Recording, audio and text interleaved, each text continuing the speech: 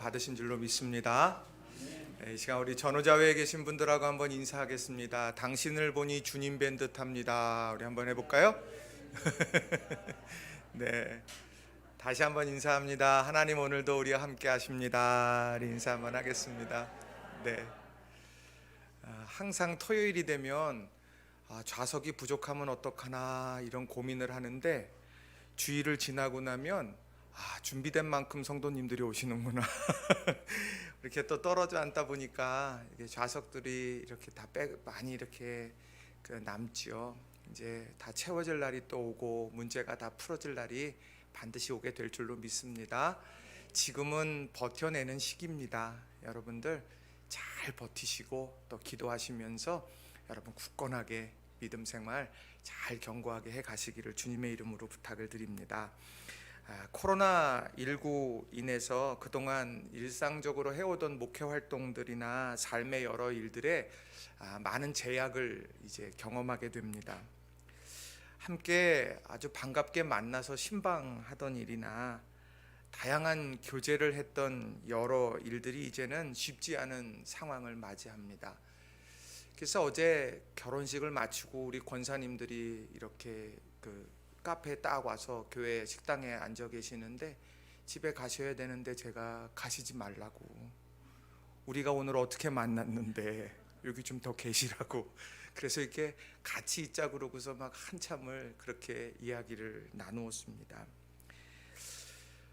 마음속에 아쉬움들이 늘 있죠. 근데 기도하면서 앞으로의 목회 사역을 과연 어떻게 해야 할 것인가 생각을 하면서 마음속에 감동이 생기는데 하나님께서 제 마음에 이렇게 울림을 주시는 것 같아요. 너 설교했던 거에 답이 다 나와, 이런 것 같아요. 그러니까 뭐냐 그랬더니 범사에 헤아려 좋은 걸 취하라. 그러니까 내가 지금 할 수 없는 것에 자꾸 마음을 빼앗기지 말고 내가 지금 할 수 있는 거 그것을 찾고 그것에 힘쓰면 되지 않겠느냐 하는 이런 마음의 감동이 저에게 이렇게 오더라고요. 그래 놓고 이렇게 보니까 세계적 수준의 방송 장비를 갖춘 우리 낙원교회가 스트리밍 서비스도 저렇게 잘 우리 준비해서 잘 해주시고 계시고, 또 방역 지침 따라서 예배 드리는데 우리 성도님들 또 자리를 지켜주시고 또 예배를 그렇게 함께 드릴 수 있는 거, 이런 것 하나하나가 전부 우리가 할 수 있는 일들이다, 이런 생각을 많이 하게 되었어요. 그러면서 그렇다고 하면 이제 말씀에 집중하면서 우리가 또 성경 통독 훈련도 하고 다 하게 되는데, 그러면 우리가 말씀 속에서 이 어려운 시기에 붙잡아야 될 게 과연 무엇일까 생각하면서 예수님께서 이 땅에서 사역을 시작하면서 제일 먼저 일성으로 하셨던 말씀, 아니면 십자가의 마지막 죽임 당하시고 부활하시는 모든 삶으로 표현해 주신 하나님의 나라, 이것에 대한 말씀들을 함께 나누면 좋겠다라는 생각을 하게 됐습니다. 그래서 오늘 여러분들과 함께 첫 시간으로 여러분과 겨자씨 비유에 대한 말씀을 여러분들과 좀 함께 나누고 싶습니다. 천국은 어떠냐? 천국에 대해 말씀을 주실 때 이 겨자씨 비유를 통해서 말씀을 주셨다는 거예요. 그렇다고 하면 이 겨자씨 비유 속에 담겨져 있는 하나님의 나라는 과연 어떤 나라일까? 오늘 이 시간에 여러분들과 두 가지로 좀 함께 좀 살펴보고 싶습니다. 첫 번째로는요, 하나님의 나라는 소리 없이 시작된다는 겁니다. 하나님의 나라는 소리 없이 시작된다. 자, 마태복음 13장 31절 말씀을 여러분 우리 같이 한번 좀 읽어보겠습니다. 31절 시작. 또 비유를 들어 이르시되 천국은 마치 사람이 자기 밭에 갖다 심은 겨자씨 한 알 같으니. 자, 천국이 뭐라고 말을 하느냐면요, 겨자씨 한 알과 같다라고 말합니다. 언뜻 보면 겨자씨 한 알 그 존재가 천국이다, 이렇게 생각할 수도 있겠지만 오늘 본문 말씀을 잘 읽어보면 뭐라고 말하느냐, 겨자씨 한 알이 자신의 농부인 자신의 밭에 심기워지는 순간, 그것이 바로 하나님의 나라와 같다. 그냥 박물관에 박제되어져 있는 그런 겨자씨 한 알, 누군가의 집에 종자씨로 그냥 있는 그냥 그런 겨자씨 한 알이 아니라 그 한 알이 자기 밭에 심기워지는 때, 그때가 바로 하나님의 나라의 시작이 된다라고 이렇게 말씀한다는 겁니다. 팔레스타인에 농사 짓는 것, 저는 경험해 보지는 못했지만 우리네 농촌의 모습과 별반 차이는 없을 거라 생각을 합니다. 중화동 한복판에 먹골역 주변에다가 밭을 일구어서 벼농사를 짓는다 그러면 사람들이 전부 다 야 신기하다, 아마 사람들이 다 와서 보겠지만 그저 농촌에서 벼농사를 짓고 밭농사를 짓고 이거 하는 거는 아무도 그다지 관심하지 않고 그냥 일상적인 거다. 삶이 그렇지. 우리가 눈 뜨면 농사 짓고 농사 거둬서 추수해서 그래서 우리가 먹고 사는 거지. 그 당연한 삶처럼 여길 수 있는 상황이더라는 거. 오늘 본문도 그와 같겠다 생각이 들더라고요. 천국은 마치 사람이 자기 밭에 갖다 심은 겨자씨 하나를 같다. 농부가 자기 밭에 겨자씨 하나를 심는 것, 그것은 아주 일상적인 일이고 누구도 주목하고 특별하다고 여기지 않는 일들이 되더라는 거예요. 그런데 그 일이 하나님의 나라다. 예수님께서는 그렇게 말씀하고 있다는 거예요. 다시 말하면 천국은 주목받지 않는 일상으로부터 시작된다. 우리는 이것을 가슴에 새겨야 한다는 거예요. 우리가 지금 하고 있는 의미 없는 단조로운 일들처럼 느껴지는데 그것이 하나님의 나라를 만들어가는 몸짓이 되더라는 겁니다. 오늘 우리의 삶 속에서 주목받지 않아요. 사람 사는 게 다 그렇지, 먹고 마시는 거 다 그렇지, 출근하는 것 다 그렇지, 이것이 우리 삶의 아주 일상적이고 단편적인 일들, 아무 의미 없는 것 같지만 하나님의 나라는 바로 그 주목받지 않는 일상에서 그것이 움트게 되고 자라나게 된다는 말씀이에요. 저는 모태신앙 가정이고 저희는 이제 대대로 감리교 집안입니다. 그러니까 저희는요, 교회 안 가면 밥 안 주고 교회 안 가면 밥 안 주고, 그래서 늘 9시 주일학교 가려고 그러면 그때 그렇게 재미난 만화 영화를 많이 해가지고 한 발은 집안에 한 발은 바깥에, 그러고서는 갈까 말까 그러다 결국 어머니가 빨리 가야지 그럼 가려고 그랬어요. 그리고서 이렇게 갔던 기억이 나요. 그러니까 저희 집에서는 예배 드리는 게요, 특별한 일이 아니에요. 그냥 가는 거예요. 여러분도 다 그렇지 않습니까? 예배 드리는 거 특별한 거예요? 주일이니까 예배 드리고, 또 여러분들 기도하는 거, 밥 먹을 때 기도하고 하루 시작하고 마감하면서 기도하는 거 특별한 일입니까? 아니에요. 우리 일상의 삶이에요. 마치 내 몸에 이렇게 옷을 입은 것처럼 우리 삶이 그래요. 그런데 어찌 보면 그러한 삶이 하나님의 나라를 시작하는 토대가 되더라는 거예요. 오늘 이 말씀이 우리 모두에게 좀 잘 심겨졌으면 좋겠습니다. 직장에 출근하고 퇴근하는 거, 사람 사는 게 다 그런 거지. 아침에 눈 뜨면 내가 가정을 위해서 가서 내가 돈 벌어 와야지. 그리고 출근하는 거 당연해요. 근데 오늘 말씀에 비추어 보면 그게 하나님의 나라를 시작하는 일들이 된다라고 하는 거예요. 우리 공부하는 거, 내가 왜 빨리빨리 내가 좀 나이 먹어가지고 내가 이제 이 공부에서 탈출해야지. 내가 이 시기니까 어쩔 수 없이 공부. 아니요. 그 자리에서 내가 그 자리가 지금 힘겨운 자리지만 그 자리가 결국에는 거기에서 하나님의 나라가 꽃피워진다. 오늘 본문의 말씀은 그런 의미를 가지고 있다는 겁니다. 오늘 이 코로나19로 인해서 힘겨움을 겪고 있는 우리 모든 성도들, 일상이 마비됐다 이런 얘기 우리가 흔히 합니다. 그러나 저는 확신해요. 그 일상 속에서도 하나님의 나라는 반드시 움틀 겁니다. 하나님의 말씀은 그렇게 우리들에게 말씀해주고 있다는 거예요. 근데 조건이 있습니다. 뭐냐면 겨자씨 한 알 속에 생명이 있어야 되는 거예요. 생명이 담긴 겨자씨가 심기워졌을 때 하나님의 나라가 꽃피우는 겁니다. 자기 밭에다가 내가 돌덩이를 갖다가 심어놓는다? 거기에는 하나님의 나라가 일어나는 게 아니에요.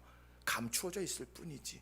근데 예수님께서 말씀하시는 것, 자기 밭에 세상에서 가장 작다고 말하고 사람들이 그렇게 일상에서 말하는 겨자씨 하나, 그 작은 것이 심기워졌는데 그 안에 생명이 있게 될 때 그것이 점점 자라나게 된다라고 말합니다.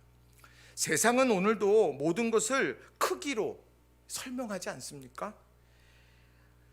집을 물어볼 때 몇 평 사세요? 묻지 않습니까? 자동차 이야기하면 몇 cc세요? 라고 묻지 않아요? 회사에서 뭐 이런저런 얘기하면 연봉이 얼마예요? 그렇게 묻지 않습니까? 대기업 다닙니까? 중소기업 다닙니까? 그렇게 묻지 않느냐는 거예요. 그 크기를 가지고 사람들을 판단하기 시작합니다. 세상이 그렇죠.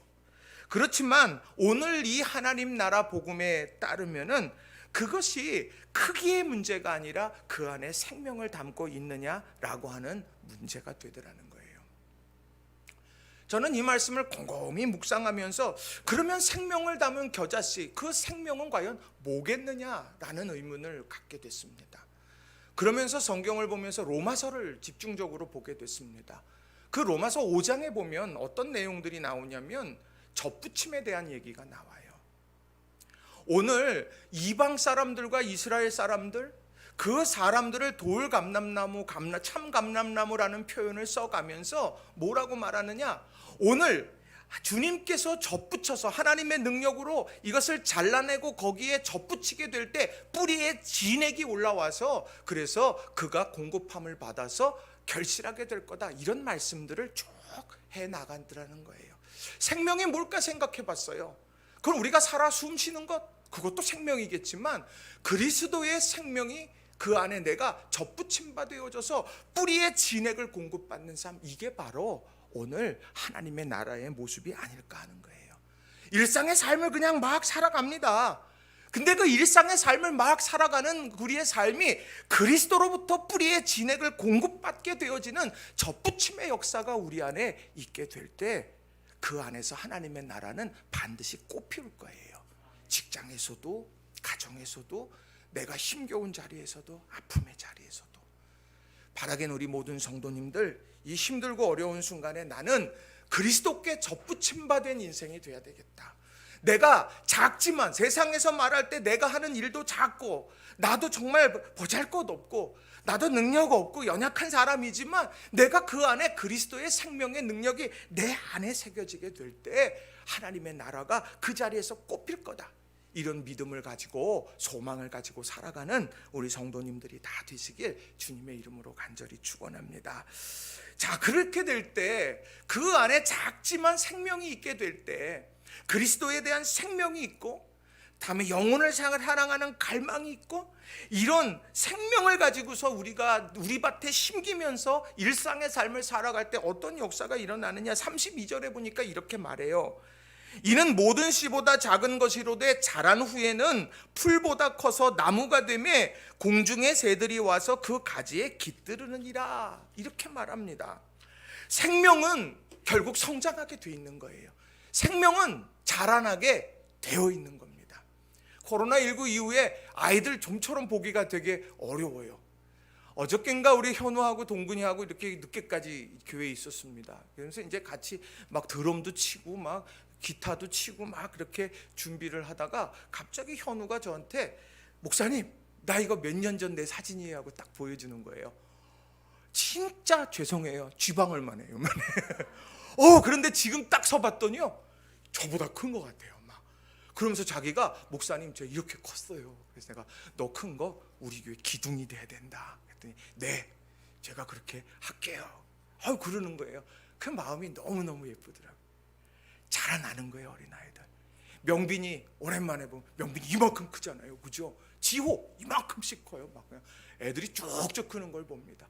애들이 그만큼 생명의 역사를 경험하고 있는 거거든요. 오늘 겨자씨만한 작은 것에 담긴 생명도 그렇게 자라납니다. 자, 그런데 그 자라나서 어떤 일들이 일어나는가 보세요. 공중의 새들이 와서 그 가지에 깃들으느니라, 이렇게 말합니다. 모든 씨보다 작아요? 그 모든 씨보다 작은 것을 농부가 자기 밭에 심어요? 아무도 관심 안 해요? 그런데 역사가 일어나요. 시간이 지나니까 역사가 일어나는데, 어떤 역사가 일어나느냐, 공중의 새들이 와서 그 가지에 깃들인다는 거예요. 그래서 이 깃들인다라고 하는 게 뭘까? 잠시 날아가다가 잠시 그 가지에 이렇게 앉았다가 조금 있다가 퉁 치고 날아가는 건가? 아니더라고요. 히라보 성경을 보니까 거기에 카타스케노라는 말을 써요. 카타스케노, 깃들은다, 카타스케노. 이 말은 뭐냐면 장막을 세우다라는 뜻이에요. 그러니까 여기에서 깃들인다는 건 뭐냐면, 그 장막 안에 들어가 밤에 추위도 피하고 낮에 뜨거운 태양도 피하는 것처럼 공중의 새들 어디에 앉아서 깃들여서 좀 어디 이렇게 좀 만들어 거기에서 내가 좀 쉬고 싶은데, 내가 거기에서 좀 기거하고 싶은데, 그렇게 찾아 헤매던 사람이 그 겨자씨만한 작은 그 씨앗이 심겨져서 나무가 된 바로 그 가지에 와서 장막을 만들어 놓는다는 이야기인 겁니다. 아무도 주목하지 않는 인생이 무슨 인생이 되냐면 사람들의 필요를 채우는 인생이 되더라는 거예요. 내가 아무도 주목하지 않는 인생이었는데 공중의 새들이 찾는 그런 인생이 되더라는 거예요. 오늘 이게 바로 하나님 나라의 비밀이 되더라는 거예요. 그러니까 오늘 우리가 삶을 살아가면서 아무도 관심하지 않는 인생인데 나는 그저 신앙 지키면서 살아가는 거, 그게 얼마나 아름다운 건가 다시 한번 우리가 생각했으면 좋겠어요. 우리가 기도하는 거, 그 한마디의 기도, 우리가 사람들에게 건네는 한마디의 위로, 여기에서 하나님의 나라는요 반드시 일어나는 거예요. 그리고 그것이 사람들의 필요를 채워가는 복된 삶으로 확장되어져 갈 거라는 거예요. 그러니까 오늘 우리는 우리 일상의 삶에서 최선의 노력과 진심을 다해서 살아가면 된다는 거예요. 조금만 유익 때문에 거짓말하면 안 돼요. 조금만 위기 피하겠다고 거기에서 그거 부정하고 그 아닌 거 우리가 거짓된 거 그러면 안 돼요. 우리 믿음의 사람들은 진실하게 그렇게 살아갈 수 있어야 합니다. 성경을 읽어가면서 제일 감동적인 이야기 찾으면 여러분 어디입니까? 저는 그 치즈 배달하러 갔다, 도시락 배달하러 갔다가 골리앗과 싸워서 이긴 이 그 다윗의 얘기가 그렇게 재밌었어요. 저는 어린 시절에 저희 그 교회 다닐 때만 해도 성극 참 많이 했거든요. 성극을 이렇게 하면 제가 골리앗을 했을까요? 다윗을 했을까요? 저는 골리앗이에요. 그때도 컸어요. 이렇게 막 제가 이 지금 키가 중학교 3학년, 2학년 요때 키예요. 그러니까 그 어려서부터 좀 빨리빨리 컸어요. 그러니까 저는 그런 거 하면 골리앗이에요. 그럼 다윗은 어떤 애가 하느냐? 아주 작고 귀여운 아이가 탁 와요. 와가지고 돌팔매질 해갖고 탁 던지면 그거 탁 맞고, 저는 너무 단순해요. 몇 마디 질르다가 덤벼봐 그러다가 맞으면 넘어지면 끝나는 거예요. 저는 그러면 조용해져요. 그 다음부터는 다윗만 나오는 거예요. 근데 얼마나 그런 연극이 얼마나 멋있어요. 그런데 다윗이요, 사울 왕이 딱 돼서 자기 칼을 줬어요. 갑옷도 줬어요. 근데 자기가 그거 다 내려놔요. 그리고 뭘 가져가서 합니까? 물매를 가지고 합니다. 이 물매를 가지고 언제 썼는가 생각해 보세요. 사자와 곰의 발톱에서 주님이 지켜주실 때에 바로 사용되어졌던 것들이거든요. 자기 손에 익숙한 것, 그걸 가지고 승리했다는 거예요. 저는 그걸 보면서 다르게 보여져요. 사무엘상 17장 50절에 그 성경의 고백은 이렇습니다. 다윗이 이같이 물매와 돌로 블레셋 사람을 이기고 그를 쳐 죽였으나 자기 손에는 칼이 없었더라. 자기 손에는 칼이 없었더라. 이게 뭐겠습니까? 이 자기 손에 든 칼은요 익숙한 게 아니에요. 일상의 삶과는 다른 거예요. 나는 양치는 목자였고 아버지가 형들에게 이거 가져다 주라니까 나는 갔을 뿐이에요. 나랑은 한 번도 나랑 이거는 익숙치 않은 거고, 물매는요 내가 일상적으로 내 양무리를 지킬 때에 사용됐던 거란 말이에요. 일상의 삶에 대한 고백과 간증이 바로 골리앗과 같은 엄청난 대적을 만났을 때 비로소 바로 그의 삶의 전환점을 맛보게 하더라는 거예요. 사자와 곰의 발톱에서도 나를 지키셨은즉, 일상의 삶에서 그는 끊임없이 그런 고백을 하고 깨달음을 갖는 거예요. 여러분 일상의 삶 한 주간 살아갈 때 여러분 일상의 삶을 어떤 눈으로 보십니까? 그게 바로 우리에게 물매가 되는 거예요. 내가 오늘 잠깐 기도하는 것이라도 그게 내 인생의 물매가 되는 겁니다.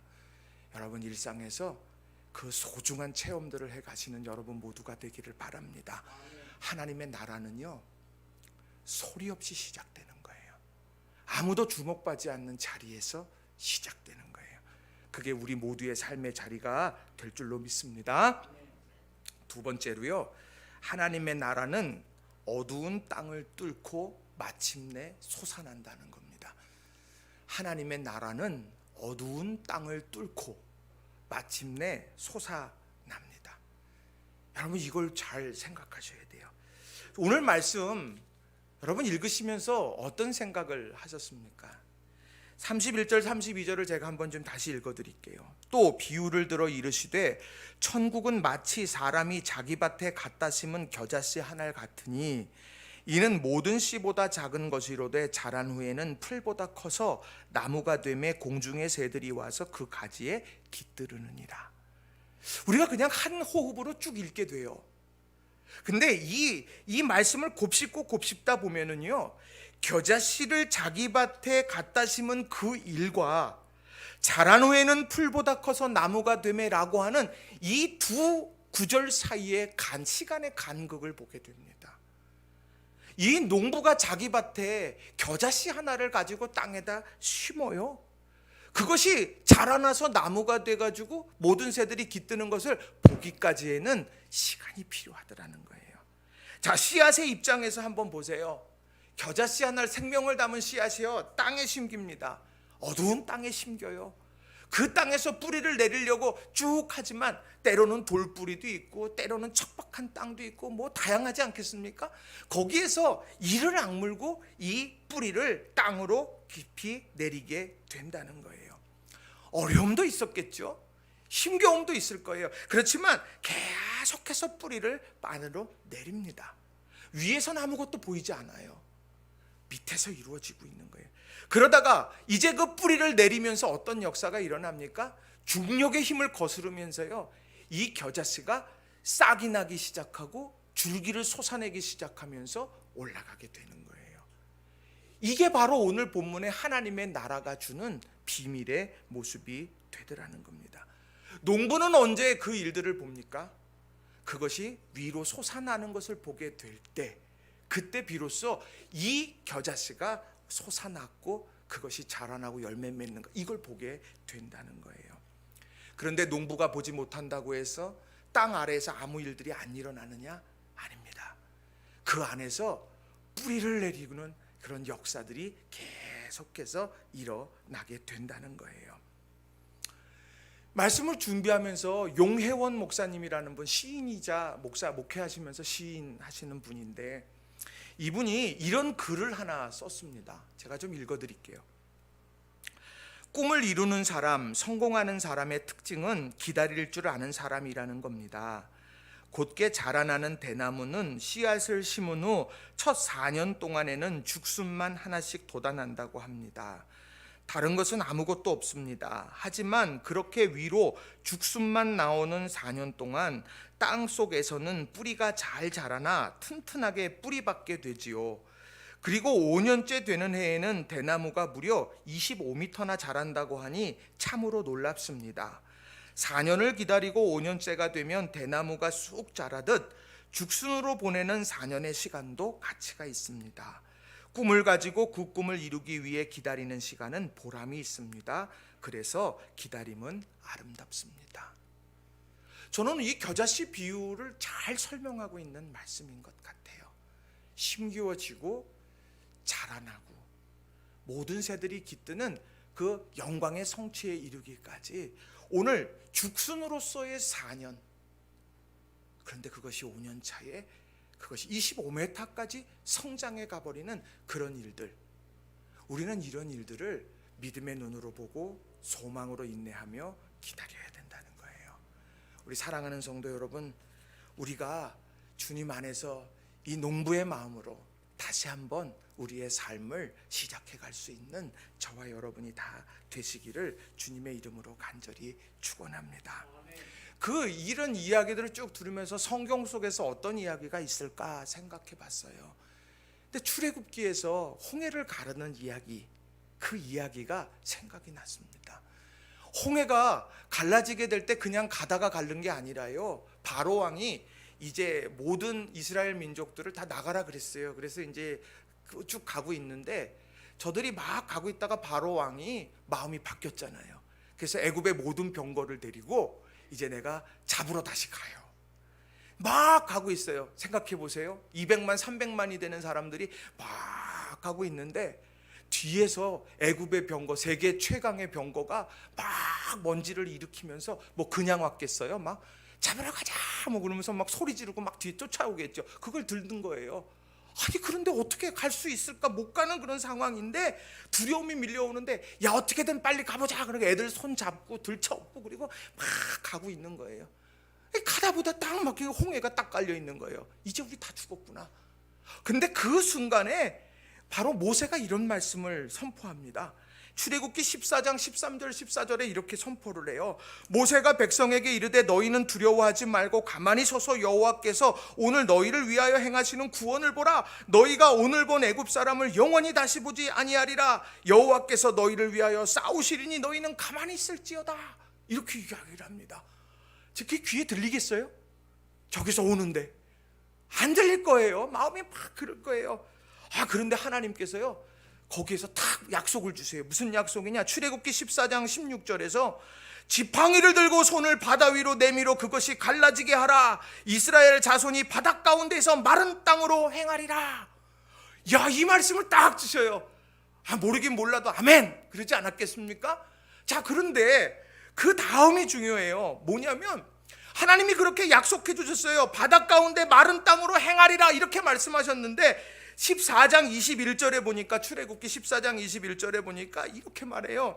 모세가 바다 위로 손을 내밀매 약속대로 하잖아요.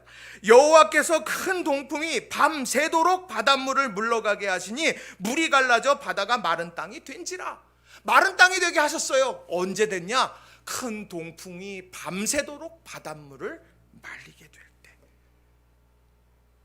주님께서 하나님께서 그걸 딱 단박에 그냥 쫙 하고 한 번에 여셨으면 엘리베이터 문 열리듯이 그냥 한 번에 딱 열렸으면 얼마나 좋겠어요. 그런데 오늘 성경에 보면 바로 그 바닷물이 그 밤새도록 동풍이 불면서 바닷물을 갈랐다고 말합니다.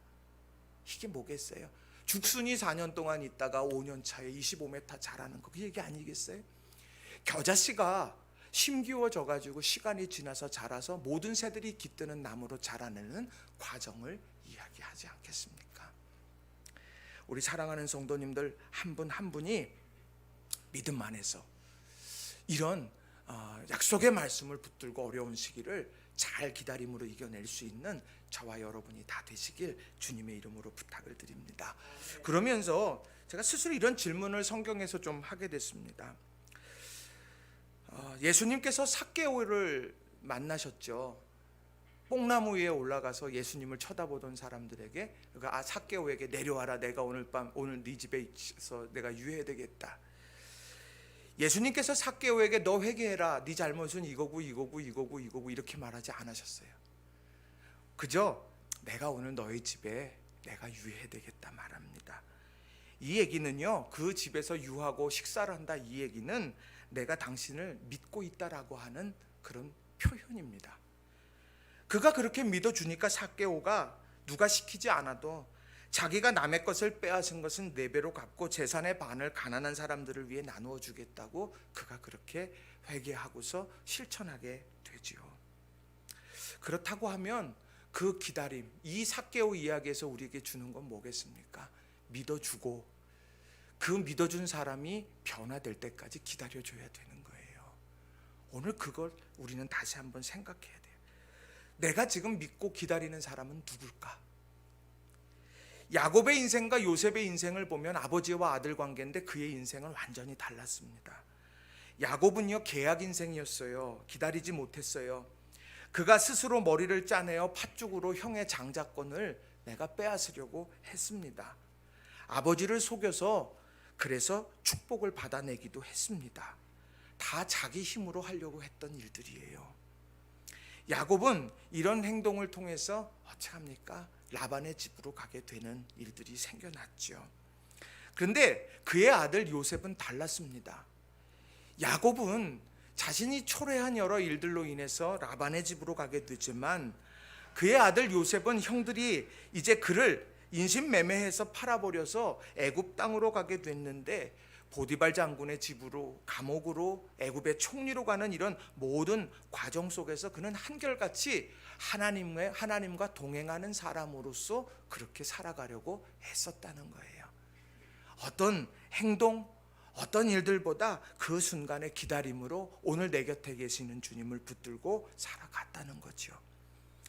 우리는 야곱의 인생을 살고 있습니까? 요셉의 인생을 살고 있습니까? 아무것도 하지 말라는 이야기가 아닙니다.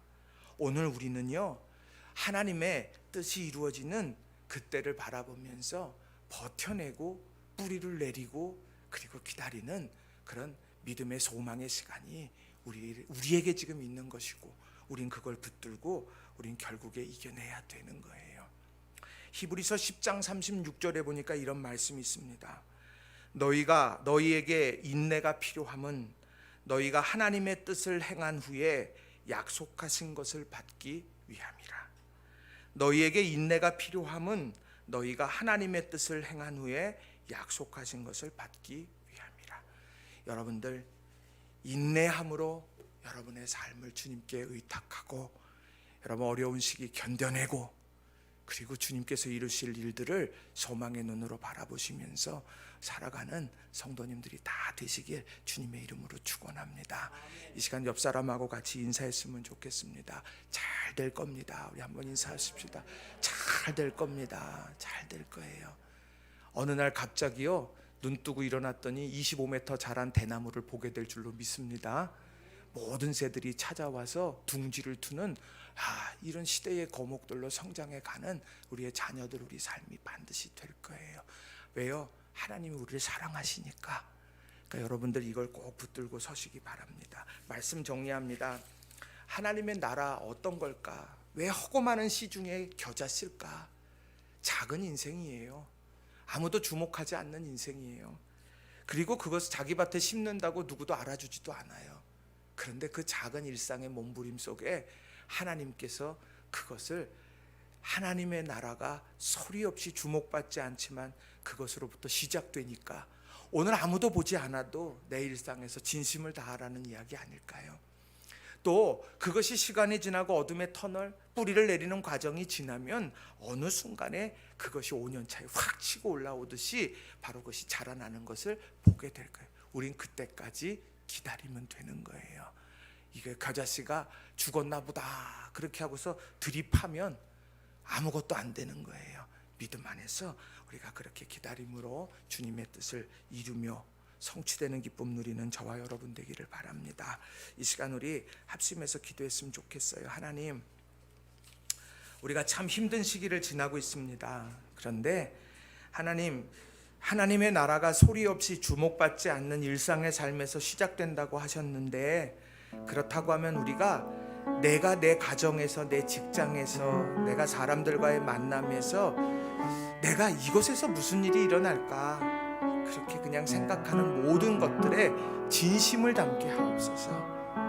그래서 그것으로부터 하나님의 나라가 시작되고 씨앗이 심기면 땅에서 뿌리를 내리는 시간이 필요하듯이 오늘 그것이 뿌리를 내리고 나면 싹이 돋아날 것이고 그것이 자라나서 마침내 나무가 되고 그리고 그 안에서 역사가 일어나고 깃드는 그런 일들이 있겠다. 이 약속의 말씀을 아멘하여 받고 믿음 안에서 도전하며 포기하지 않는 인생들 되도록 이 시간 우리 간절한 마음으로 합심해서 기도하겠습니다. 기도하십시다. 사랑과 은혜가 충만하신 아버지